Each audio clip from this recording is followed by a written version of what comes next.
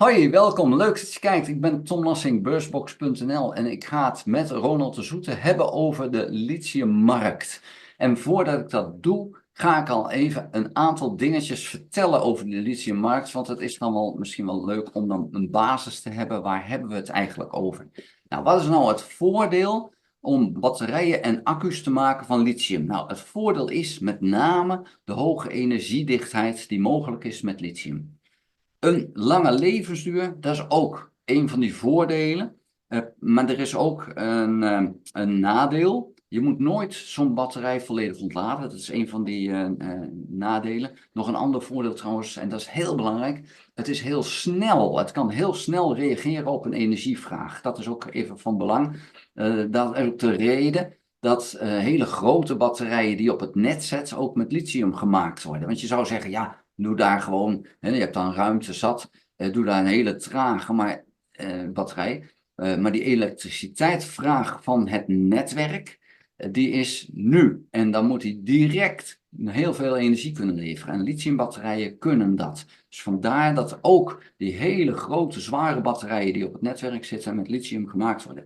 Een van die vervelende dingen die wel van belang zijn, het zijn wel dure batterijen. Dus als je een plek hebt waar je energie nodig hebt, maar het hoeft niet snel, hè, dan zou het beter zijn om een ander product te nemen waar je energie in opslaat, omdat je dan ja, de dure lithium niet nodig hebt. Nou, lithium wordt met name gewonnen in Australië en Chili. En in Chili, Bolivia en Argentinië, op die driehoek, daar ligt 50% van wat er in de wereld aan lithium ligt.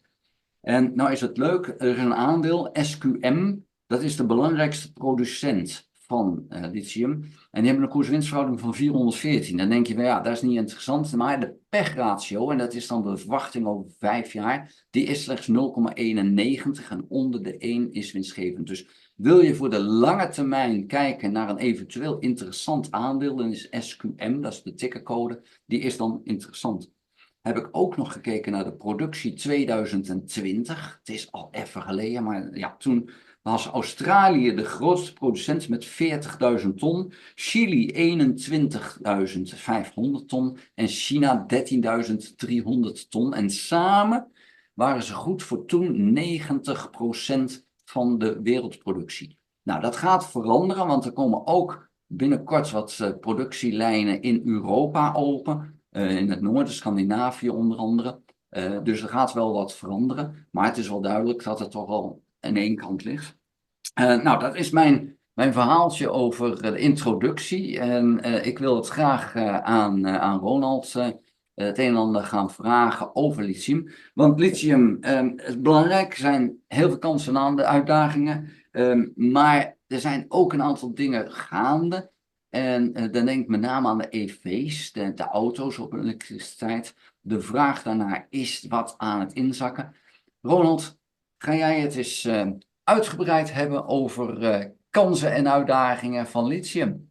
Zeker, zeker, Tom. Nou ja, laten we even kijken waarom het eigenlijk zo gelopen is. Hè? Want we hebben natuurlijk een paar jaar gehad dat lithium het grote toverwoord was. Hè? We zijn nu gewoon 80% van de lithiumprijs kwijtgeraakt. En dat is uiteraard natuurlijk het gevolg van de tegenvallende groei van elektrisch rijden. Hè? We hebben zien het ook hier om ons heen. We hebben in Nederland is natuurlijk de subsidie nog wel een beetje daar omheen gebouwd, maar wel de wegenbelasting bijvoorbeeld, die eerst gratis zou zijn hè, voor 2025 verder. Dat wordt dus nu al teruggeknabbeld. In België geen subsidies meer. In Duitsland geen subsidies meer.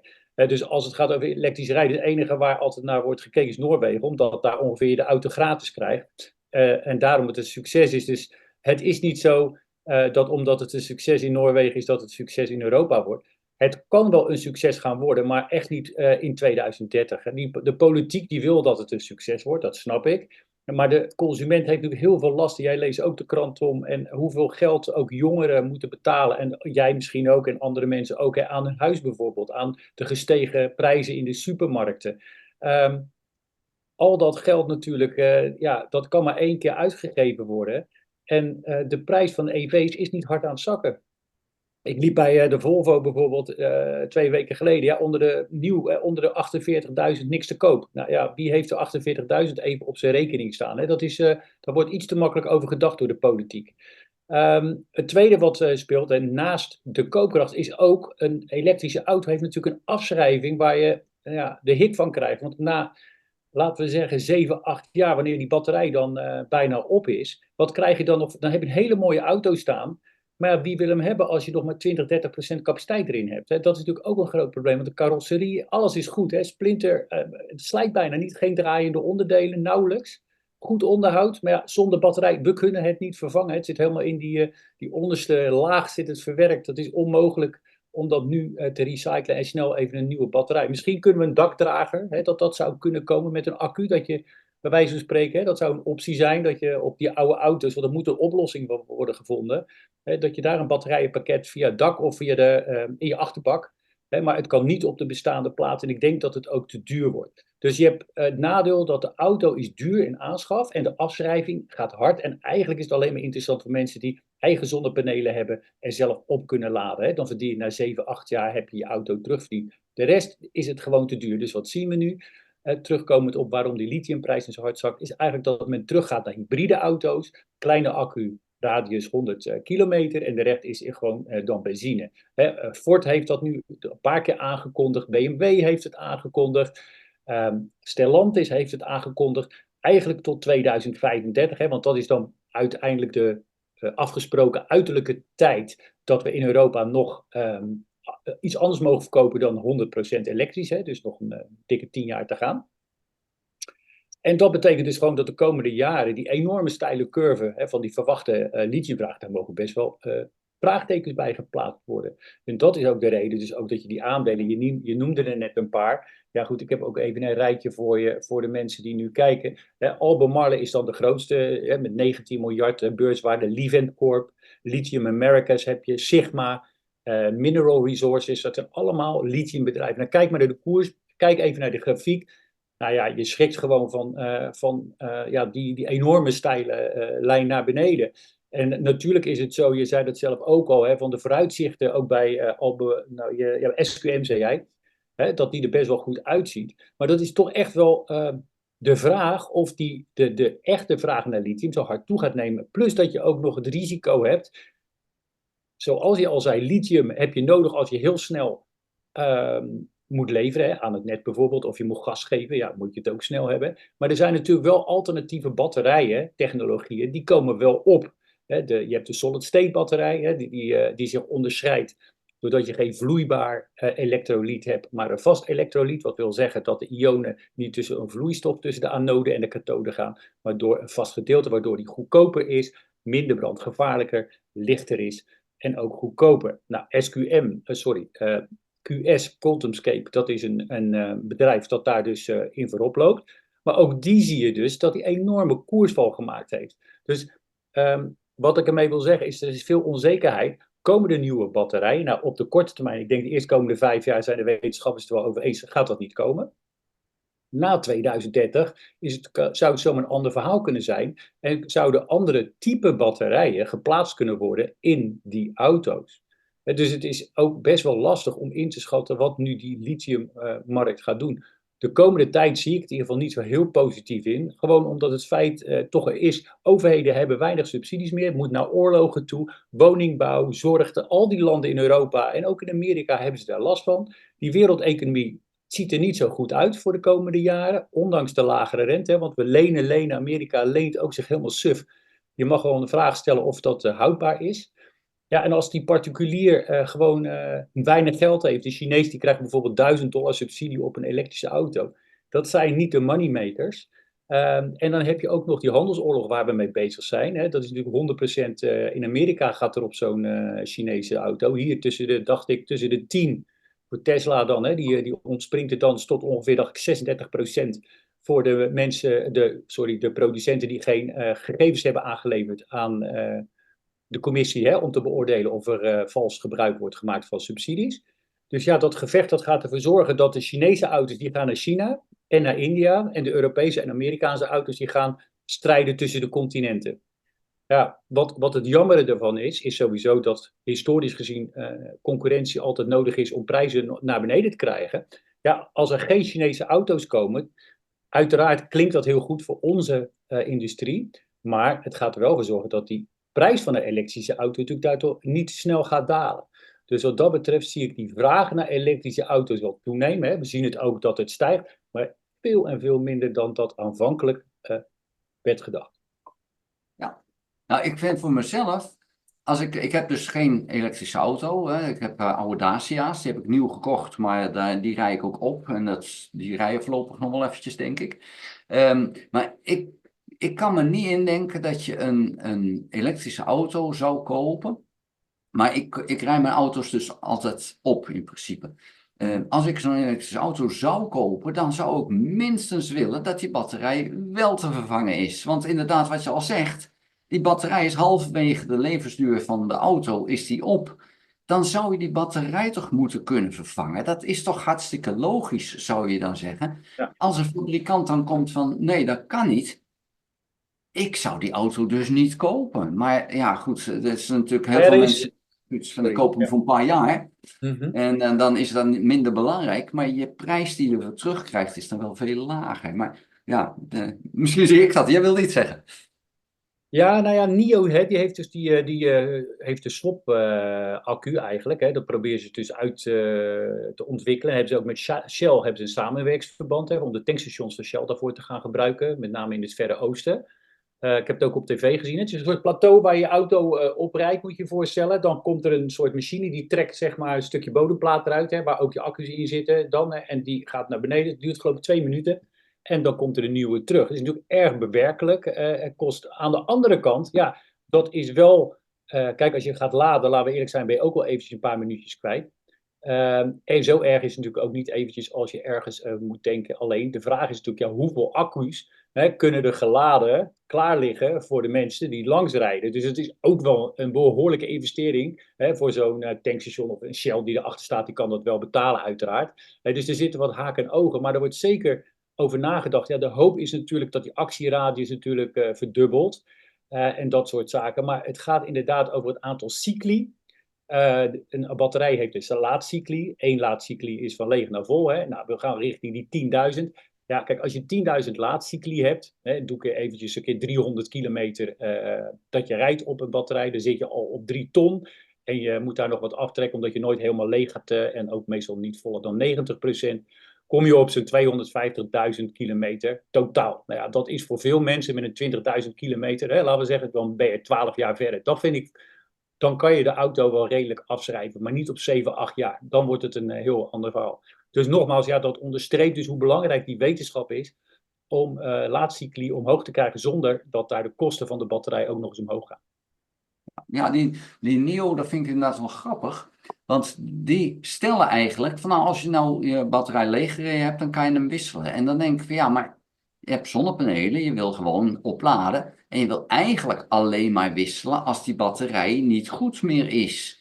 Dus ik vind het concept van als je gaat tanken, wordt je batterij even gewisseld. Dat concept, dat vat ik niet. Ik begrijp wel wat ze willen, maar daarmee zeg je eigenlijk van ja, je gaat hem niet opladen, dat laat je hun doen en dan moet die hele batterij verwisseld worden. Dus je krijgt iedere keer een andere batterij. Dus eigenlijk lease je de batterij. En ik heb zoiets van ja, maar zo'n auto kan je gewoon opladen. En als je zonnepanelen hebt, dan is dat dus geen interessant concept. Want je wil gewoon die auto zelf kunnen opladen, die accu. Dus waarom is het nou niet mogelijk dat je daar gewoon goed over nadenkt als autofabrikant? Want het is of het een of het ander.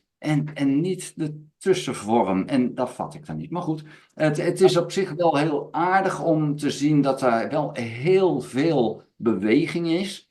Er zijn heel veel verschillende soorten technieken om batterijen te creëren. En dat heeft dan ook met name te maken met waarvoor gebruik je het. En ja, jij hebt het net al een beetje laten weten van ja goed, de lithiummarkt is dus heel moeilijk omdat er nieuwe technieken komen waar we nu lithium voor gebruiken, straks misschien zeggen ja dat doen we niet meer, want het is gewoon te duur. Want een van die nadelen van lithium is te duur. En dan komen er alternatieven. Lithium heeft natuurlijk het voordeel die energiedichtheid. Nou, daar wordt aan gewerkt op andere manieren om die ook zo te krijgen.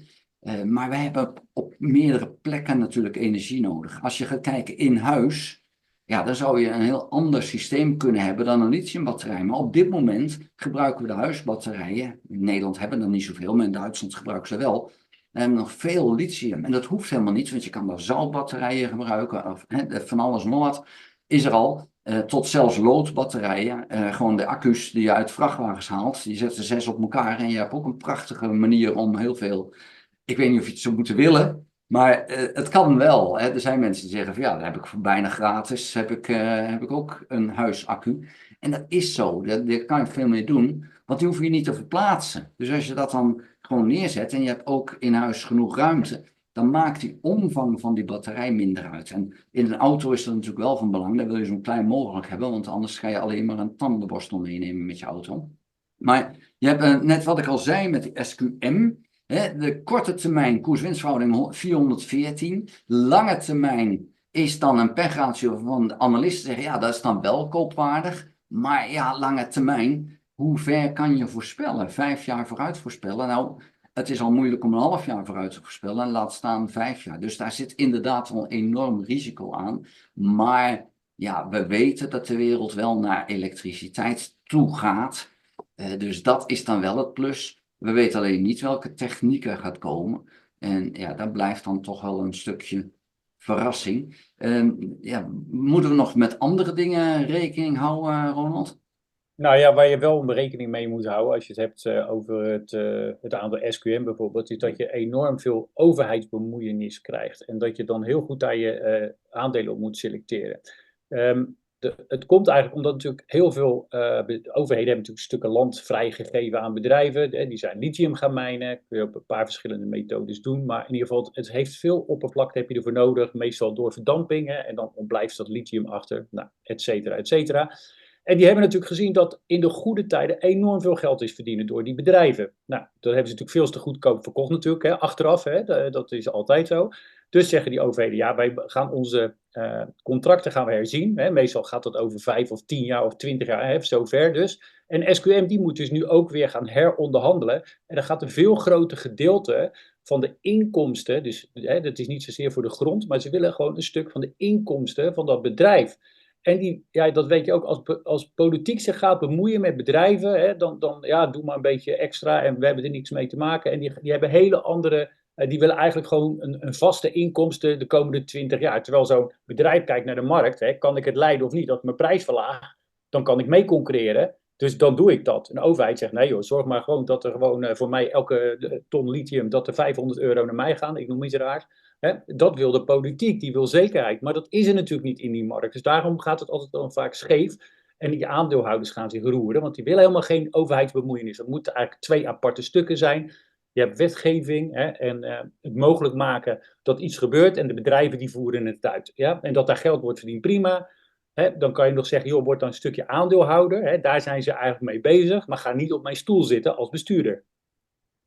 Dus dat geef ik dan wel mee aan mensen die denken van ja, in welke bedrijven? Ga dan in die bedrijven zitten die wel flexibel zijn en die gewoon wel zeg maar hun eigen prijzen kunnen bepalen en mee kunnen gaan met die markt. Want dat er een grote concurrentiestrijd komt, dat is heel duidelijk. En dan zit ik niet te wachten op bedrijven die een halt wordt toegeroepen door de overheid bijvoorbeeld. Dus daar Ja. zou ik zeker ook naar kijken als je aandelen selecteert. Ja, goed, dat heeft natuurlijk ook te maken met waar aandelen of waar bedrijven gevestigd zijn. Als ik SQM, Chili en Argentinië bezig. Dat is natuurlijk helemaal niet zo stabiel. En dan komt zo'n overheid in de problemen en zegt dan, we gaan het gewoon eventjes herzien. Inderdaad, in plaats van 20% moet jij 30% afdragen. Nou, dat maakt voor de winstgevendheid van zo'n bedrijf gigantisch veel uit. Zeker als die markt dan tegen zit. Kijk je naar de producenten in Europa. Ja, die produceren veel duurder dan in een ander werelddeel. Hè. Die kunnen niet tegen Australië of tegen China op. Maar het voordeel is, en dat is voor Europa, dat ze niet afhankelijk zijn van een politieke situatie met bijvoorbeeld Zuid-Amerika of met China. Ja, hoeveel subsidie mag er dan in om dan toch die Europese bedrijven te gebruiken? En hoe winstgevend kan je dan daadwerkelijk worden als bedrijf? Dus het is een zeer risicovolle onderneming op het moment dat je daarin gaat. Dus ook als belegger zijnde en je wil iets met batterijtechniek doen. Bedenk je even heel goed of je daar wel in wil zitten. Het is een wespennest. En in de goede tijd gaat het fantastisch. Die goede tijd is voorbij. En de onzekere tijd komt er nu aan. Ja, wij kunnen alleen maar waarschuwen van oké, wees voorzichtig. Dat wil niet zeggen dat er geen kansen zijn. Want kansen zijn er altijd in iedere markt. Maar dit is geen positie, geen plek voor weduwe en wezen om heel veilig in posities te zitten. Daar is dit niet de markt voor. Daar is de techniek te veel voor in ontwikkeling en de markt te veel in onstuimigheid om dat te zeggen. Dus je moet echt wel behoorlijk beslagen ten ijs komen, wil je in deze markt goed kunnen scoren. En misschien is het zelfs wel echt een markt voor traders om te zeggen van ja, even die beweging pakken in plaats van voor de lange termijn ergens in gaan zitten. Maar, en ik blijf daar ook een maar zeggen, die koersen zijn gigantisch gedaald. Als je zegt, ja, ik wil alleen maar lange termijn beleggingen doen, ja, er zijn altijd kansen, ook in deze markt. Dus, en ik ga me er nu in deze video niet aan wagen om te zeggen, die moet je hebben. Maar er zijn natuurlijk wel interessante aandelen te vinden, al was het maar voor de korte termijn. Ronald, zijn er nog dingen die we willen bespreken voor wat betreft het onderwerp lithium? Nee, ik denk dat, zoals je al zegt, ik zie er zeker kansen. Alleen het kost heel veel uitzoekwerk welke bedrijven je eruit kan halen. En dat is inderdaad een kwestie van heel getrapt wat kopen. Hè. Alleen maar eerst een stukje kopen en pas als er winst op zit weer uitbreiden. En gaat alsjeblieft niet andersom doen als de koers daalt bijkopen voor een lagere gemiddelde prijs te krijgen. Hè. De beginnersfout nummer 1 is dat. En dat moet je zeker in de lithiummarkt niet doen. Zeker niet als ook bedrijven gewoon echt om kunnen vallen. Hè. Albemarle bijvoorbeeld, die heeft al 2 treinen dicht moeten gooien van hun mijnen. En het einde is nog niet in zicht. En weet je, als de anderen gewoon doorgaan met mijnen zoals China, waar gewoon geld in gaat, dan gaat die surplus ook niet weg. Dus het is niet zo makkelijk om daar goed op te speculeren. Dus ik zou zeggen, ja, inderdaad, kans. Maar wel voor, ik zelf zou dat zeggen voor de lange termijn. Want ik geloof echt wel dat lithium niet zo makkelijk te vervangen is en die batterijtechnologie niet zo snel gaat als men hoopt. Dus uiteindelijk de elektrische rijden gaat aangejaagd worden, omdat we anders echt die klimaatdoelen niet gaan halen. Dus ik geloof daar allemaal weer in. Dan gaan we weer subsidies in en dan gaan we daar weer een trap geven. En dan komt die EV-markt weer op gang. En dan gaan die bedrijven wel weer van profiteren. Maar dan hebben we het wel over de komende 5 tot 10 jaar en niet over 1, 2 jaar. Dus je moet wel een lange adem hebben. Hey, Ronald, wil jij nog eventjes de kijkers vertellen waar jouw website te vinden is en wat ze op jouw website kunnen vinden? Ja, nou, zelf geef ik advies, zoals je dan mag, hè, AFM-tips over aandelen op energieaandelen.nl. Dus alles wat je wil weten, zeg maar, over lithium, uranium, aardgas, olie, et cetera, kun je allemaal vinden op mijn site energieaandelen.nl. En op YouTube-videokanaal kun je ook van energieaandelen elke week een paar video's bekijken. Oké, hey, hartstikke bedankt. En we spreken elkaar binnenkort weer. Oké, dankjewel Tom. Hey, jij ook bedankt. Houdoe.